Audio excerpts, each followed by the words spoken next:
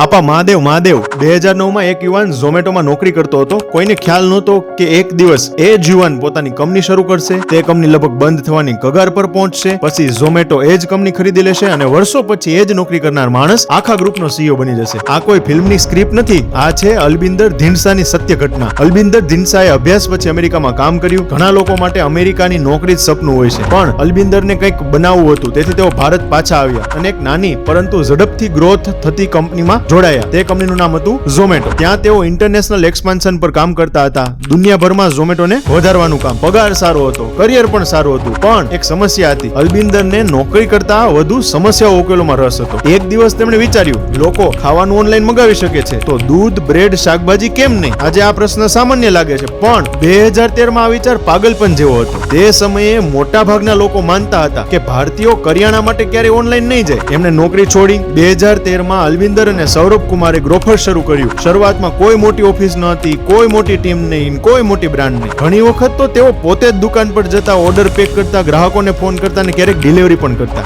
આજે જેને લોકો યુનિકોર્ન ફાઉન્ડર કહે છે, તે એક સમયે ડિલિવરી બોય જેવું કામ પણ કરતા હતા. પ્રથમ મોટો ઝટકો, બિઝનેસ વધવા લાગ્યો, ફંડિંગ પણ આવ્યું, પણ પછી સમસ્યાઓ શરૂ થઈ. ગ્રોસરી ડિલિવરીમાં માર્જિન ખૂબ ઓછા હતા, ખર્ચ ખૂબ મોટા હતા અને ગ્રાહકો હજુ સંપૂર્ણ રીતે ઓનલાઈન આવ્યા નહોતા. ઘણા રોકાણકારોને લાગતું હતું કે આ મોડેલ લાંબા સમય સુધી ટકી નહીં શકે. કંપનીએ અનેક વખત પોતાની સ્ટ્રેટેજી બદલી અને કેટલાક સમય માટે એવું લાગતું હતું કે કદાચ ગ્રોફર્સ બચશે નહીં. જ્યાં મોટાભાગના લોકો હાર માને, ઘણા ફાઉન્ડર અહીં કંપની વેચી નાખે અથવા તો બંધ કરી દે, પણ અલબિંદર ટક્યા રહ્યા. આ જ તેમની સૌથી મોટી શક્તિ હતી. તેઓ સૌથી ઝડપી ફાઉન્ડર નહોતા, પણ કદાચ સૌથી વધુ ધીરજ ધરાવતા ફાઉન્ડર્સ પૈકી એક હતા. કોરોના અને સૌથી મોટો દાવ, દુનિયા બંધ, લોકો ઘરમાં અને અચાનક ગ્રોસરી સૌથી મહત્વપૂર્ણ વસ્તુ બની ગઈ. અહીં અલબિંદરે એક જોખમી નિર્ણય લીધો.